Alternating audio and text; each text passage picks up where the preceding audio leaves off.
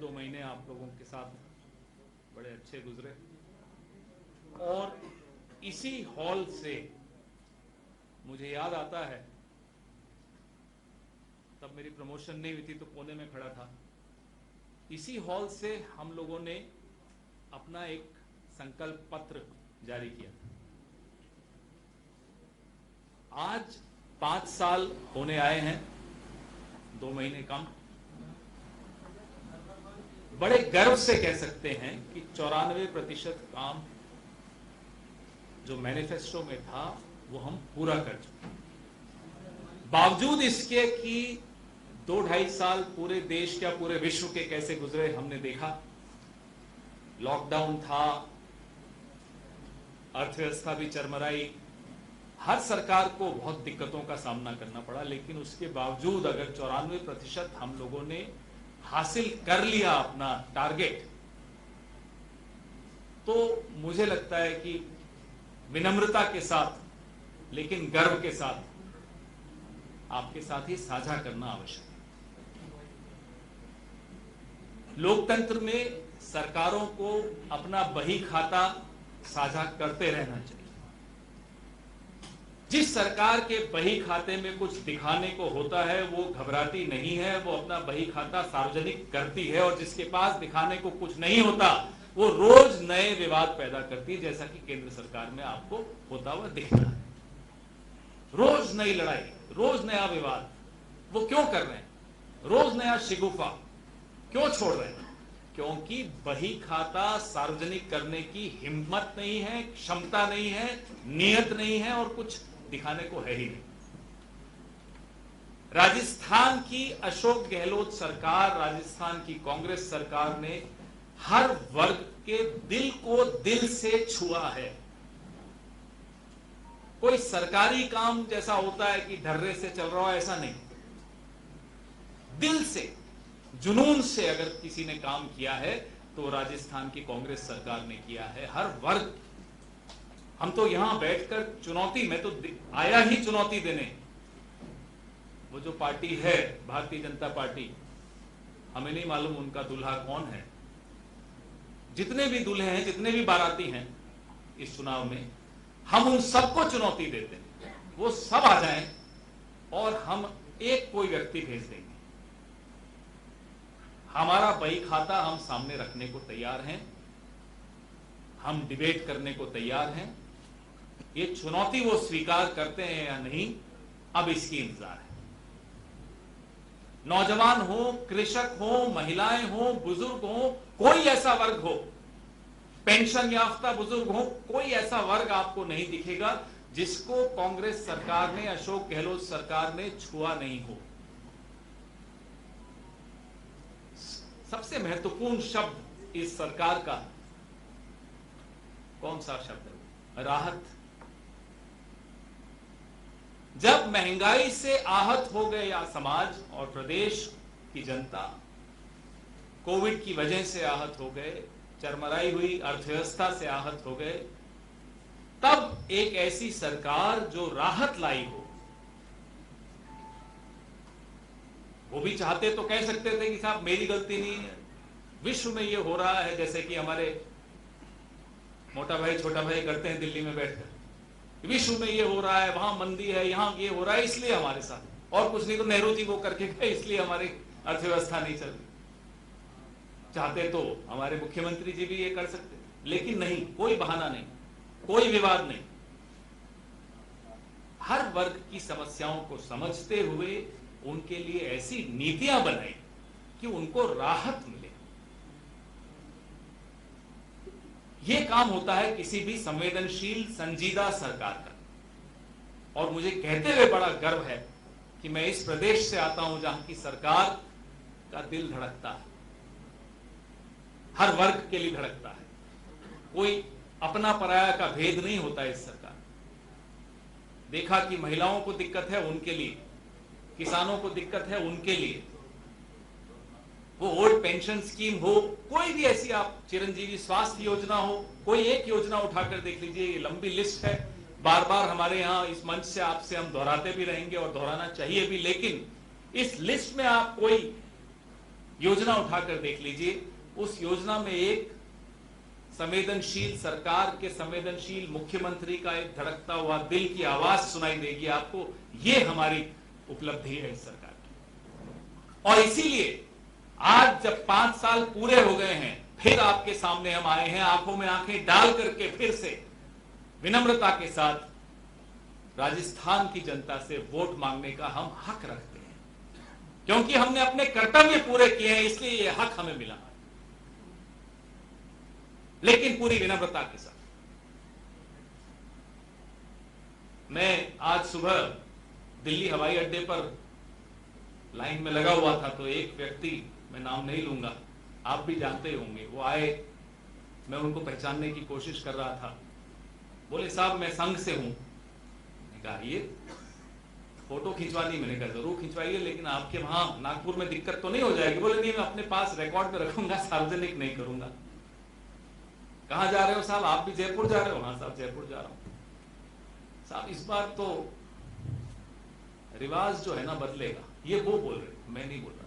मैं चुपचाप सुनता। मैंने कहा क्यों बदलेगा? वहां तो राजस्थान का तो मैं हूं, हर 5 साल में सरकार बदलती। बोले नहीं साहब इस बार रिवाज बदल रहा है, काम हुआ है। मैं बड़ा खुश हुआ सुनकर कि एक विरोधी विचारधारा वाला व्यक्ति, बड़ा समझदार व्यक्ति था, ऐसी बात, भले विरोधी है, लेकिन फिर वो मुझे साइड में ले गया। उसको थोड़ा डर भी था कि कहीं और लोग सुन रहे हैं कि एक संघ का आदमी कांग्रेस की तारीफ कर रहा है, तो मुझे साइड में ले गया। बोला हमारे यहां सबका मानना है कि इस बार कांग्रेस को चुनौती हम नहीं दे पा रहे राजस्थान। मैंने कहा कारण बताइए, कि आपके पास चेहरा नहीं है, क्या कारण? बोले यार चेहरे की भी दिक्कत नहीं, हम कोई चेहरा ले आए, इस परफॉर्मेंस का हम क्या जवाब देंगे? क्योंकि तुलना हो जाएगी पड़ोस के राज्य से, मध्य प्रदेश से, तुलना हो जाएगी हरियाणा से। और उसने जाते जाते, वापस जब हम लाइन में आ रहे थे, जाते जाते फिर बोला, और अगर तुलना हो गई केंद्र सरकार से तब भी हम कोई जवाब नहीं दे पाए। ये सुनकर मुझे बड़ा अच्छा लगा।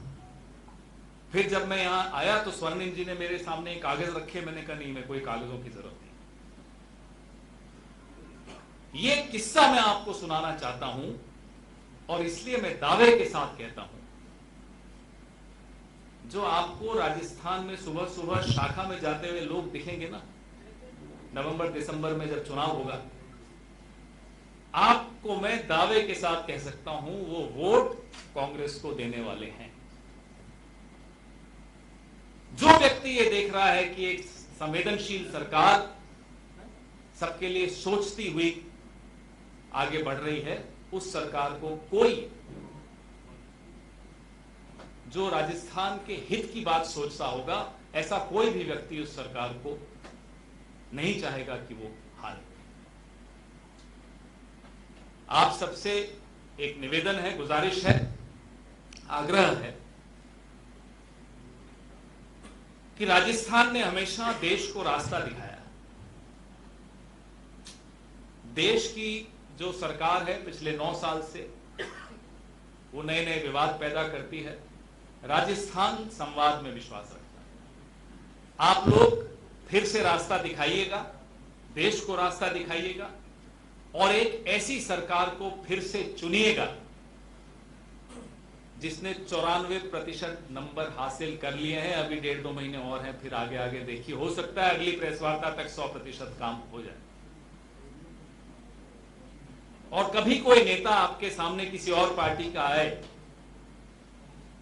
मेरी चुनौती उन तक जरूर पहुंचा दीजिएगा।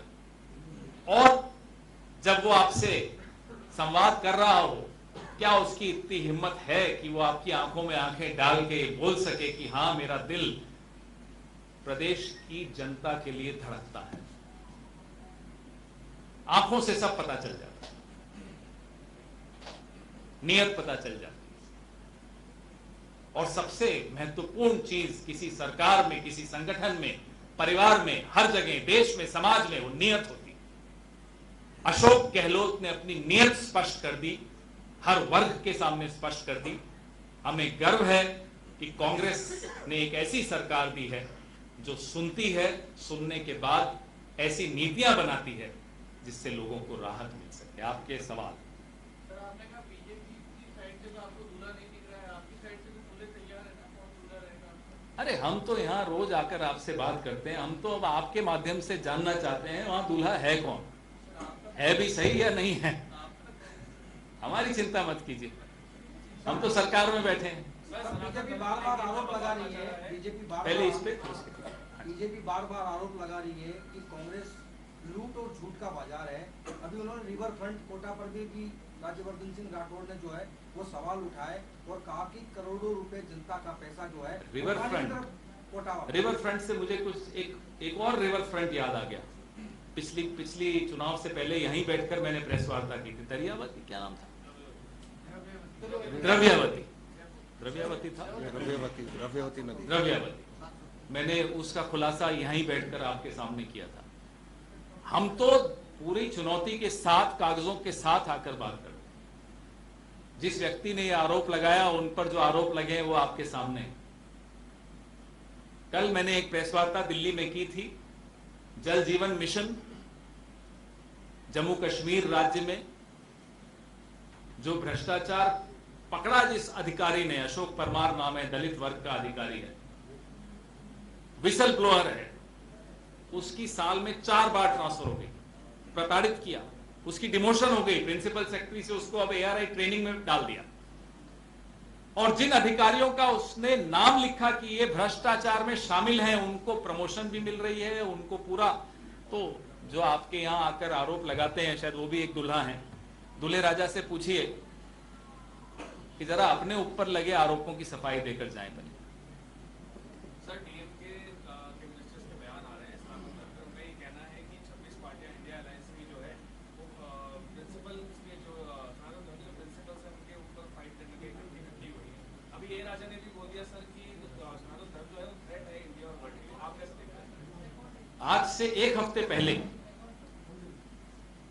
नागपुर में एक रिमोट कंट्रोल लेके एक आदमी बैठता है, उसका नाम है मोहन भागवत। आज से 1 हफ्ते पहले मोहन भागवत ने क्या कहा था कि 2000 साल तक समाज के कुछ वर्गों को हमने शोषण किया और वो पार्श्विक उनकी स्थिति हो गई। ये मोहन भागवत के शब्द मेरे नहीं है। यही बात डीएमके के लोग किसी और जुबान में कहते हैं तो हाय तौबा मच जाती है। मोहन भागवत कहते हैं तो अरे साहब, बाबा ने बड़ी अच्छी बात कह दी। क्यों, क्या फर्क है दोनों बातों में? दोनों बातें किसी भी समाज के भीतर त्रुटियों की बात है कि इन त्रुटियों का समापन होना चाहिए। मोहन भागवत ने भी कहा इन त्रुटियों का, इन खामियों का समापन होना चाहिए। यही बात बाकी लोग कोई कहते हैं तो बुरा लग रहा है किसी को। किसी भी धर्म में, किसी भी समाज में त्रुटियों का समापन होना चाहिए, कहना क्या बुराई है? मुझे बताइए। यही मैं आपको कहना चाहता हूं। ये जो विवाद पैदा करने की कोशिश की जाती है, ये उन्हीं तत्वों द्वारा की जाती है जिनके पास बही खाते में दिखाने के लिए कुछ नहीं है। मोहन भागवत कह रहे हैं कि साहब हमारे धर्म में कुछ कमियां हैं, 2000 साल से वो कमियां हैं, उन्हें दूर होना चाहिए। तो कोई बात नहीं, अच्छी बात है, आप सर आंखों पे लेते हो उस बात को। डीएमके कह देता है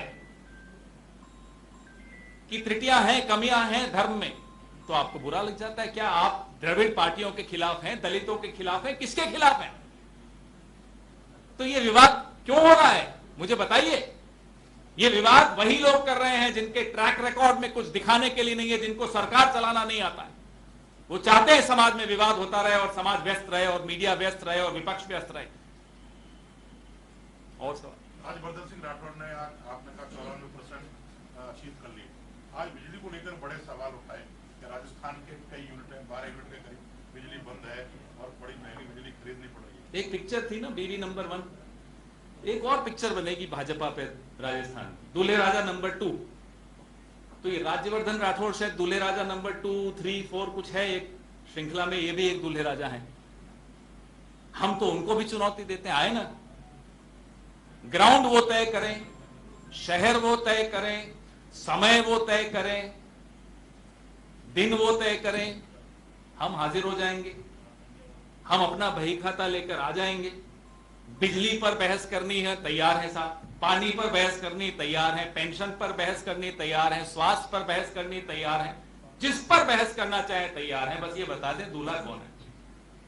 सर, आज से तकरीबन 1 साल पहले 25 सितंबर को विधायक दल की बैठक बुलानी थी कांग्रेस पार्टी को, वो बैठक 1 साल में नहीं हुई है। अब धारीवाल जी को, महेश जोशी को, धर्मेंद्र राठौड़ जी को नोटिस मिले हुए हैं अनुशासनहीनता के। आज मुख्यमंत्री को कोटा जाना था, वो प्रोग्राम स्थगित हो गया। कल कैबिनेट वहां कोटा में होनी थी, वो स्थगित हो गई। तो क्या धारीवाल अभी त्याज्य है कांग्रेस पार्टी के लिए, या पार्टी उनको किस स्टेटस में देख रही है उनकी अनुशासनहीनता? मुझे नहीं लगता कि राजस्थान की जनता के हितों से जुड़ा हुआ कोई मुद्दा है। पार्टी का आंतरिक मसला है, पार्टी को मालूम है उसको कैसे उसका निस्तारण करना है। राजस्थान प्रदेश के एक एक व्यक्ति के हितों से जुड़ी हुई कोई बात हो तो उस पर चर्चा कीजिए। सर, एक पार्लियामेंट के स्पेशल सेशन में सुना है कि सर उसमें जो स्टाफ है उसके ड्रेस कोड की प्रिंटिंग है, उसमें भी कमल का फूल छू गया है। अब इनको लगता है जाती हुई पार्टी है, कहीं तो कुछ निशान छोड़कर जाएं। लेकिन मानसिकता देखिए, आप आए थे, बड़ी बड़ी वादे कर आए, कोई एक काम आप करके दिखा दें। हर चीज में आपको यहां भी एक विवाद पैदा करने की कोशिश की, ताकि हम और आप असली मुद्दों से भटक कर कपड़ों पे कमल है, मोदी जी 4 बार कपड़े बदलते हैं, इन्हीं बातों में हम व्यस्त हो जाते हैं। ये सिर्फ और सिर्फ एक ऐसी मानसिकता दिखाता है जिस मानसिकता में सरकार चलाने की क्षमता नहीं है। भारत और इंडिया वाला भी इसी की बात है क्या? संविधान का अनुच्छेद 1 क्या कहता है? India that is Bharat. विवाद कहां है बताइए? विवाद है ही नहीं। भारत पेट्रोलियम से पेट्रोल भराओ या इंडियन ऑयल के पेट्रोल पंप से पेट्रोल भराओ, महंगा तो उतना ही है। सोना बोलो या गोल्ड बोलो, कीमत तो वही रहेगी। तो ये हिंदी और अंग्रेजी का विवाद है, उसको भारत और इंडिया का विवाद क्यों बना रहे हैं? भारत और इंडिया में क्या फर्क है? कोई फर्क नहीं। इंडिया दैट इज भारत तो मेरा संविधान कहता है। सर, आप कह रहे सरकार इफेक्ट करेगी, योजनाएं अच्छी लेकर आए, जनता जो इस काम की, लेकिन सरकार कह रहा है कि जो लोकल विधायक है, एमएलए हैं, उनको लेकर विरोध नजर आ रहा है। साथ साथ कुछ जो विधायक है वो भी सरकार के खिलाफ अलग-अलग बयानबाजी देती है, उनको लेकर भी कुछ। देखिए, हर पार्टी की उम्मीदवार चुनने की एक प्रक्रिया होती है। कांग्रेस की प्रक्रिया, मुझे लगता है उम्मीदवार चुनने की जो प्रक्रिया कांग्रेस की है, खास तौर पे पिछले कुछ सालों में जो दिखने को मिल रहा है, वो सबसे कठिन है। आपको तो चलिए पता चल भी जाए, आप पत्रकार हैं, खोजी लोग होते हैं। हम जो इस मंच पर बैठे हैं, हमें मालूम भी नहीं पड़ता कब हमारा सर्वे हो चुका होता है, और ऐसे तथ्य निकल कर आते हैं जो बहुत कम लोग जानते होंगे। इससे ज्यादा कुछ बोलना मेरे लिए उचित नहीं होगा। सर, रिवर फ्रंट को लेके एक सवाल है सर। 1 जुलाई का सर एक लेटर आया हुआ है जिसमें सुप्रीम कोर्ट और एनजीटी का हवाला देते हुए गवर्नमेंट ऑफ इंडिया ने ये कहा है कि क्लियरेंस नहीं मिला था और उसके बाद जो भी कंस्ट्रक्शन है वो इलीगल है, और अभी तक राजस्थान गवर्नमेंट का कोई रिप्लाई फाइल नहीं हुआ है। अच्छे कामों को रोकने की कोशिश करना जनता देख रही है। पूरे देश में एक मिसाल बना हुआ है ये, जो देख रहा है वो हैरान हो रहा है। जवाब जाएगा वो आपको मालूम पड़ ही जाएगा, लेकिन जवाब जो जनता देगी वो सबको सुनाई देगी। सर, आप विपक्ष की बात कर रहे हैं, लेकिन चुनौती तो आपके ही मंत्री दे रहे हैं। अशोक चांदा 2 दिन पहले कलेक्ट्रेट पर धरने पर बैठे ट्रांसफार्मर को लेकर, और आज भरत सिंह कुंदनपुर जी ने अपने सिर मुंडवाकर बाल भेजे सीएम। अब अगर विपक्ष किसी प्रदेश का इतना कमजोर हो तो क्या करे साहब, उसमें हमारी क्या गलती? अब विपक्ष इतना कमजोर है कि फिर हम आपस में ही कर लेते हैं, उसमें क्या होगा? सरकार पे, ब्यूरोक्रेसी पर, अफसरशाही पर दबाव रहना जरूरी है, नकेल रहनी जरूरी है।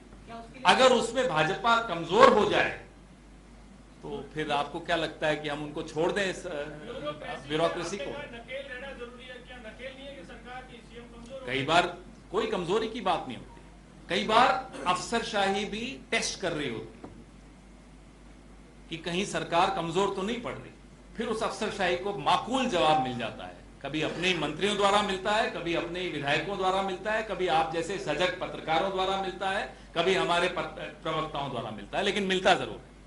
सर एक चेन फाइटिंग की बात कर रहे थे, बेरोड का एक वीडियो वायरल हुआ था अभी, जिसमें हिम्मत पटेल के आए थे गुजरात से, और विजय सिंह का वीडियो था, उसमें कहना है कि बेरोड इलाके में गुंडाराज चंदन एमएलए विधायक है, किसी को भी उठा के मरवा देता है, हमें उसको अपनी जान तक खतरा है। तो मैंने वो वीडियो नहीं देखा, इसकी जानकारी नहीं है, स्थानीय मुद्दा है। जब मुद्दे की जानकारी ना हो तो उस पर बोलना मेरे लिए उचित नहीं। हमारे सर को आज गिरफ्तारी हुई है और राजस्थान लाने की तैयारी हुई है, सुना है मैंने, अभी आते हुए सुना था। सर दिव्या मदेरणा जी के अलावा भी महिला विधायक ने कहा है कि सरकार में हम खुद सुरक्षित नहीं है, तो प्रदेश की जनता कैसे सुरक्षित रहेगी, एक सवालिया निशान लगाया है। सर ये तस्वीर कैसे देखें? नहीं, मुझे नहीं लगता कि इस बात में कोई सत्यता है। राजस्थान महिला सुरक्षा के मामले में एक तो एफआईआर दर्ज करना जब से कंपलसरी हुआ है, एफआईआर जरूर ज्यादा दर्ज होती है, जो कि अच्छी बात है। उसके बावजूद अगर आप एनसीआरबी का डेटा देखेंगे तो आसाम, उत्तर प्रदेश, ये राज्य कहीं ज्यादा आगे नजर आएंगे। और लेकिन इसमें कोई प्रतियोगिता नहीं होनी चाहिए। अपराध अपराध होता है, सरकार किसी की भी हो। समाज के अंदर जो एक आपराधिक तत्व हैं उन पर किस तरह से आप नकेल कस पा रहे हो, वो परीक्षा होती है एक सरकार की। राजस्थान सरकार ने उदाहरण पूरे देश के लिए एक नहीं अनेक बार पिछले 5 साल में दिया है, जिसमें नो टॉलरेंस की नीति है अपराध को लेकर। हां, भारतीय जनता पार्टी को से आपको ऐसे उदाहरण मिलेंगे। 1 मिनट अगर आप 2 मिनट सुन लें तो भारतीय जनता पार्टी से ऐसे शर्मनाक उदाहरण मिलेंगे। कठुआ में जब एक बालिका का बलात्कार हुआ तो बलात्कारियों के पक्ष में झंडे उठाकर नारे लगाते हुए भारतीय जनता पार्टी के उस वक्त के जम्मू कश्मीर के 2 मंत्री शामिल थे। यही उन्नाव में हुआ, यही हाथरस में हुआ। यह उदाहरण आपको सिर्फ और सिर्फ भारतीय जनता पार्टी में मिल सकता है, कांग्रेस में कभी नहीं मिल सकता। कांग्रेस पार्टी की सरकारें नो टॉलरेंस में विश्वास रखती हैं जब भी कोई अपराध होता है, खास तौर पे महिलाओं के बारे में, महिलाओं के खिलाफ कोई अपराध हो। सर आपने सारे मुद्दों पर बात कर दी, 94% आपने कहा सारे काम हो चुके हैं। बीजेपी के लिए आप क्या मुद्दा छोड़ेंगे, बचा है तो हमारे अगले 5 साल हम चाहते हैं कि एक मजबूत विपक्ष बनकर वो 5 साल और मेहनत करें, और 5 साल बाद शायद उनको कोई दूल्हा मिल जाए। सर आपके अकॉर्डिंग कितने दूल्हे हैं कौन कौन? दूल्हे बहुत हैं उनके यहाँ। रोज सुबह उठो तो एक नया दूल्हा आ जाता है। तो अभी लास्ट काउंट तक 5-6 दूल्हे हो गए हैं। आने वाले दिनों में शायद बढ़ जाए घट जाए, देखते हैं। अरे हमारी तो सरकार है, हमसे क्यों सवाल पूछे? विपक्ष से सवाल पूछिए। हमेशा विपक्ष से सवाल पूछा जाता है दिल्ली में, तो आप पहले हैं जो सरकार से सवाल पूछ रहे हैं।